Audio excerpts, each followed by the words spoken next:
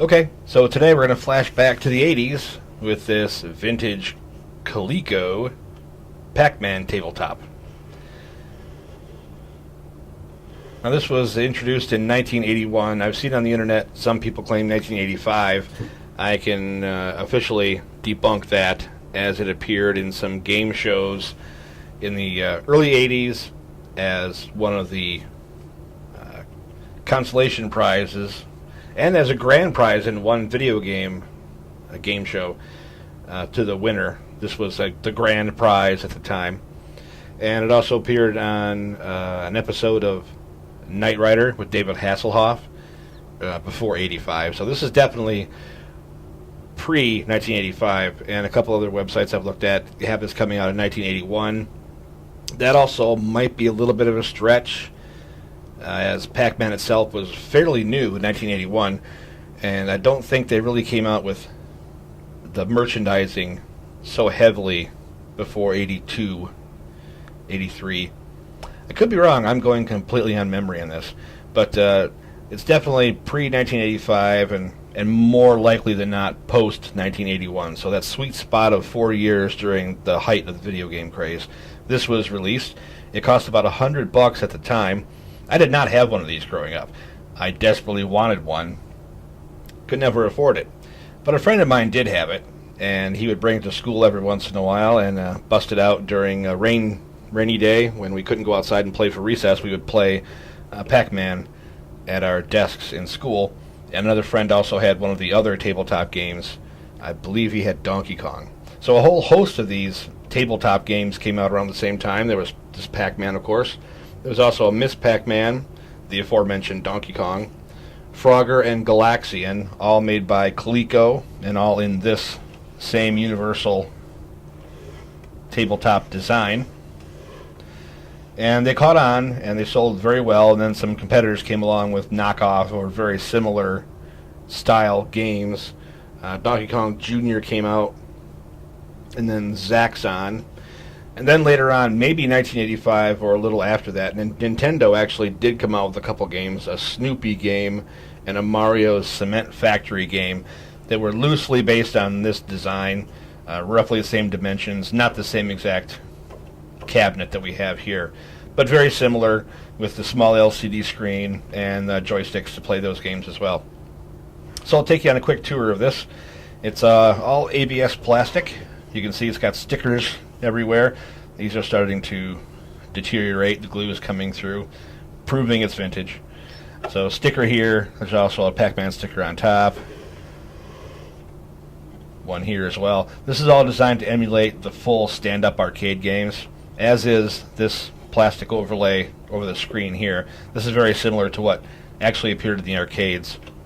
A little bit of a unique thing for these tabletops was there's two joysticks here, because you could play a couple different games besides Pac-Man. They were all Pac-Man themed. You got the classic arcade game Pac-Man in here as the first game, but you also had an eat and run game, which was basically just a small variation of Pac-Man. Actually, I'll play it here for you in a minute. I'll rather just play it than trying to describe it to you. There was also a head-to-head Pac-Man game, hence the second joystick right here. So, like I said, these cost about $100 when I was growing up in the 80s. So you had to mow a lot of lawns to save up $100 to buy this.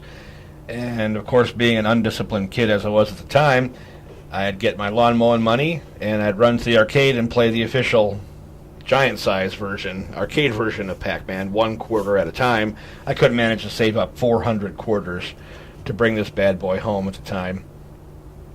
But through the miracles of modern online auction sites, you can pick these up relatively cheaply. Any of the aforementioned ones, Pac-Man, Miss Pac-Man, Donkey Kong, Frogger, and Galaxian, you can pick up between $50 and $100. Just have to watch your sales sites and when the auction ends and snipe it for a good price. I got this one for, I believe, $40, so I really did a good buy on this one. And it works. It works brilliantly. I'll take you on a quick tour of it.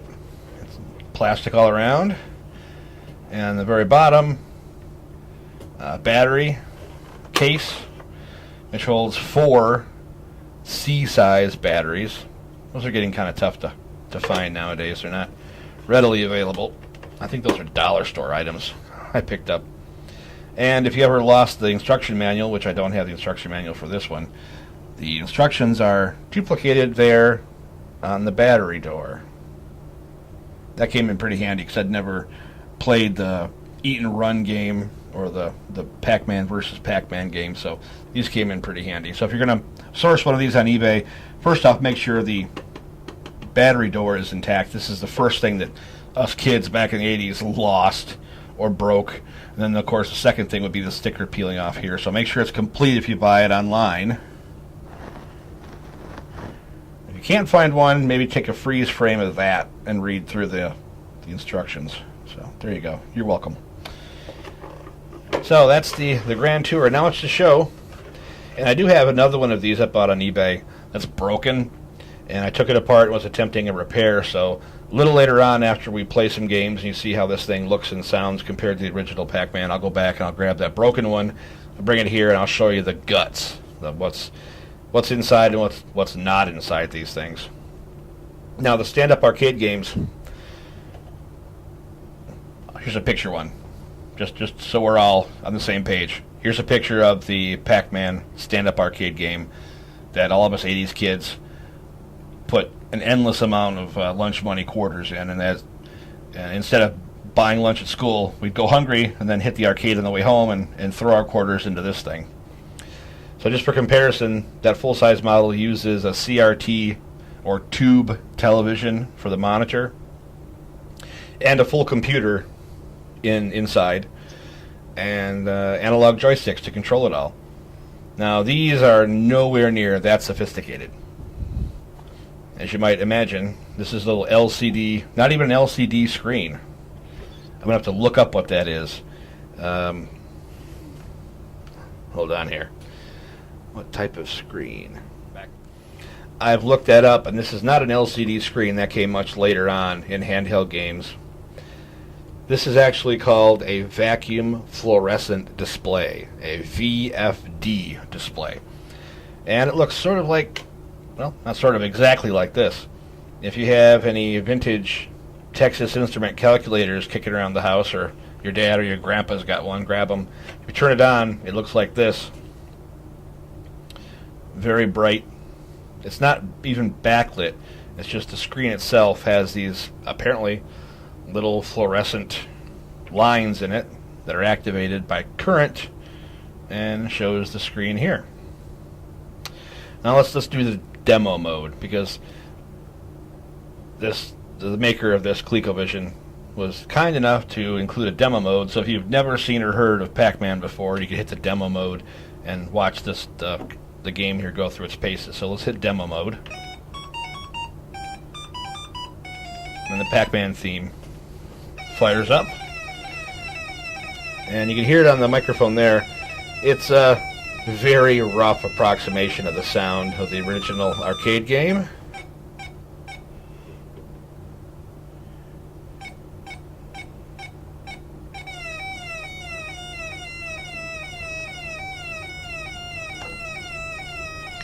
So here's the Pac-Man.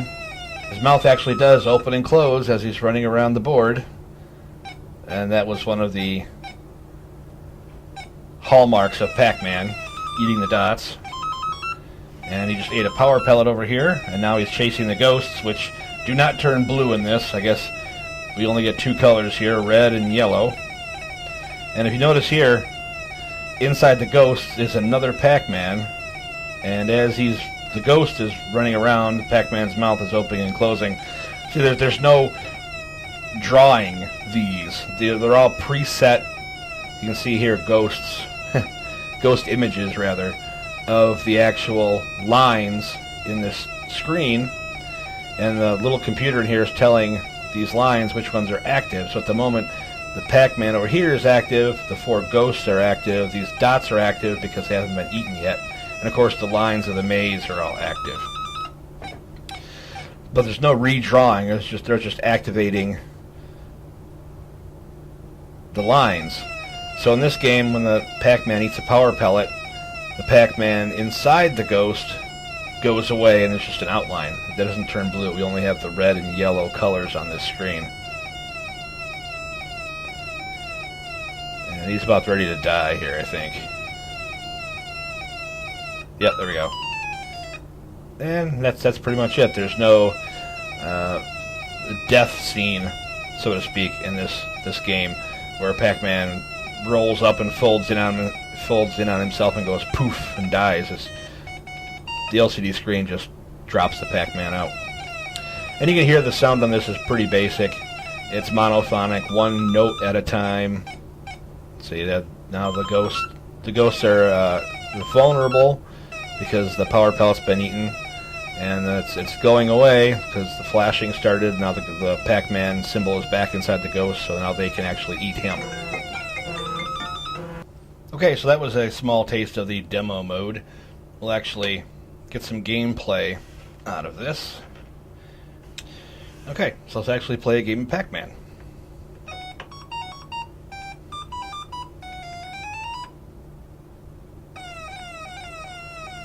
Now, from what I can tell on how this processor works, it takes a sample of the joystick input. I'm going to die. It takes a sample of the joystick input about twice a second. And depending on where the joystick is pointed, I'm doing horribly. Depending on where the joystick is pointed, that's where it tells the screen to eliminate our Pac-Man character right here, or the ghosts. And whenever I eat a pellet, it shuts that corresponding little pixel off on the screen. Now let's go over. Let's eat some ghosts here. I'm just hovering above this power pellet. It's just below it, actually. Waiting. And I waited too long. And the game's over.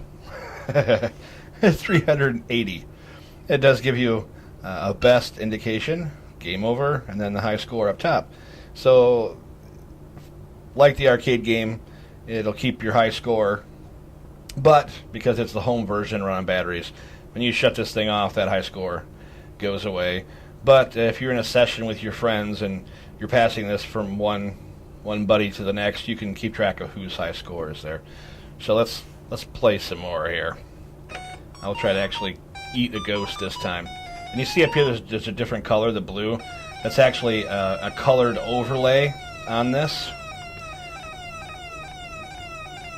And I do believe all the colors you're seeing here, the reds and the yellows, are all color overlay on top of the screen.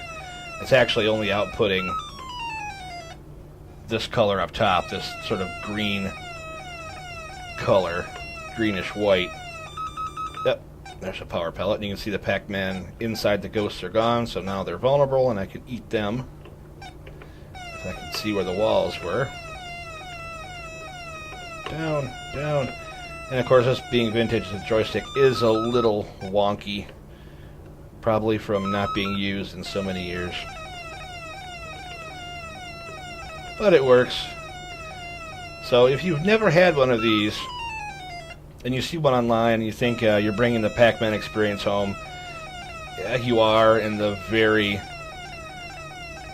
basest...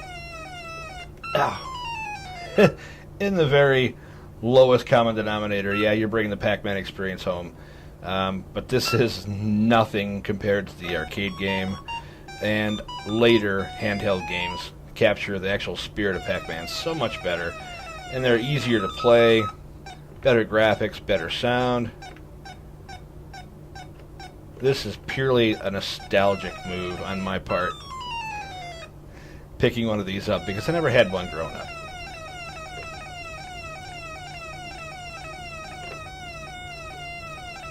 And I can tell you, it's not going to take long for the sound from this to drive me up a wall. You can play the sound off, I believe.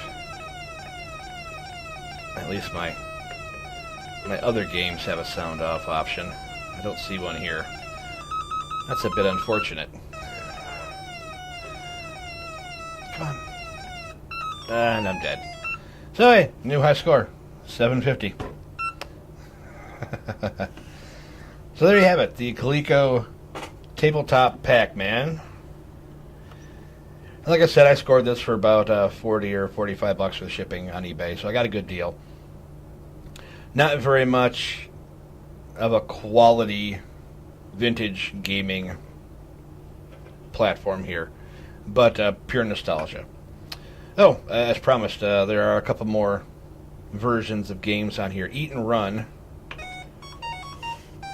Apparently this is just Pac Man, the Ghosts, and the Power Pellets.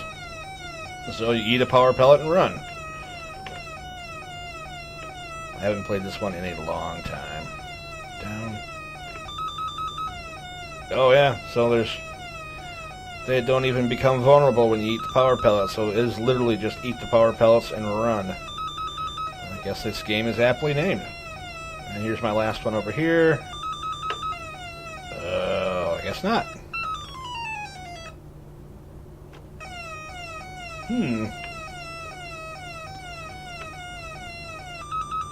Oh, there we go. There's more. They're in different positions now. And there's one over here. I'm going to die. Yep. And there's one over here. So it's literally eat and run. So, enough of that one. I'll just let myself be killed here. That's my last life. And all that work for zero. So I'm not sure what the point of that game is. Maybe they don't keep score on that one. So if you've never had one of these and you want to pick it up and you think you're going to relive the glory days of the 80s Pac Man craze, you're not. This is just a very rough approximation of what us 80s kids actually got to play in the arcades with the full-size versions, which are far superior. And in fact, if you can find a Pac Man game for your smartphone or your tablet or what have you, guarantee you it's going to be the light years ahead of what this thing is. This is just a piece of fun nostalgia. So there you have it, the Coleco Pac Man tabletop game.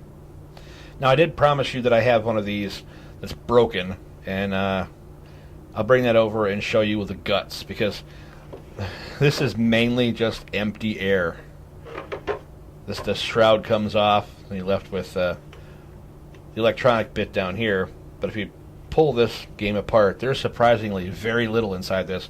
This is basically just a glorified calculator, but instead of a keyboard, you've got a joystick input. So I'll be right back, and we'll take one apart, and I'll show you the guts. So if you've never seen one of these on the inside, stay tuned, come on back, and I think you'll be surprised how unsophisticated this thing actually is. Okay, as promised, I'm back with my broken Coleco Pac Man tabletop game. You can see the 4 screws down here I've taped to the side of the console so I don't lose them. And it's a shame that this one is broken, because the decals are actually in better shape than my functioning game. So I might transfer what little guts this thing has into my other game, or vice versa, transfer the guts of my good game into this broken tabletop. So I'll have the best of both. I got batteries in here. I think I did get this working to some degree. Let's take a quick peek. It does turn on. I think these joystick connections are very bad, corroded, and I don't think the joystick really does much. Yeah, it'll go up. There we go. Over, down, down, over, over.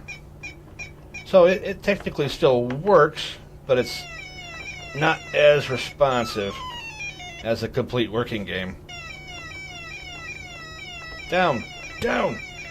So yeah, the contacts on the inside of this thing are fairly heavily corroded, as I recall. Maybe some cleaning, I can bring this one back to life. But, like I said, I've already torn this thing apart at one point, and I cleaned the contacts. It's still acting a little wonky. But that did give me the chance to see what this thing is made of. See more dollar store C batteries here. Especially for us kids in the 80s when we had battery-powered games. We tended to buy cheap batteries because we couldn't afford much. So here we go. This just pops off, if I recall correctly. Don't want to break it. This is exceedingly fragile. Here we go. There are two little push down points here. Let's see if I can push these down. There we go. And then pull it off. Now you see here a speaker. That's a plastic speaker, which is good because it won't rot.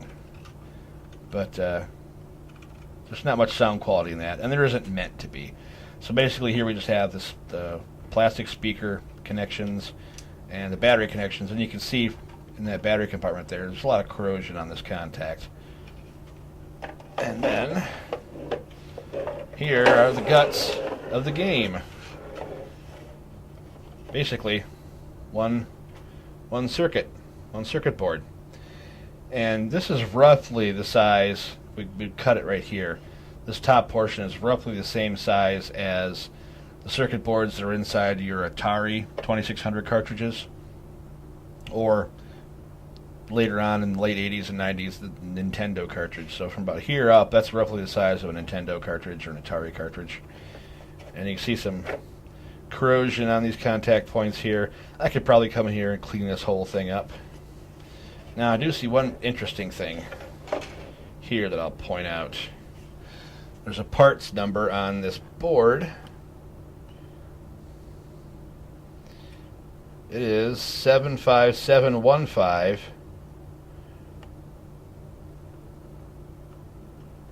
Revision C. So this is the third board in this series. So it leads me to believe this actual exact tabletop game has gone through some adaptations over the years, or from the early 80s, from when it was being produced. Now there are a couple screws, one here and one here. That would allow me to pull this circuit board off. But there's really not much going on underneath that, other than the joysticks. Now here's another screw here, so there are 3 screws to pull this circuit board off. I'll get a screwdriver and come back and actually pull that off, because that's what I did the first time. I pulled this apart and cleaned the contacts on the opposite side of this board here. So I'll show you that. So hang on for 1 second, I'll be right back. Okay, as promised, back with a handy-dandy screwdriver, Phillips head. And let's take this apart and show you guys. What I recall, these joysticks have springs underneath them. You see how springy this is. And it's springing the circuit board up off joysticks. And they fall apart. Take this screw out. There we go. Put the screws over here for safekeeping. And here are the internals of the game. Now, here's the joystick. That over here. And then in between the joystick and the board is the spring. The spring actually rests on these contacts right here. You can see little indentations where the springs go. And as you rock the joystick back and forth, you're depressing these contacts, which send the signal of where the Pac Man is supposed to go. Then it changes the position on the screen. So you can see there's not really much going on here.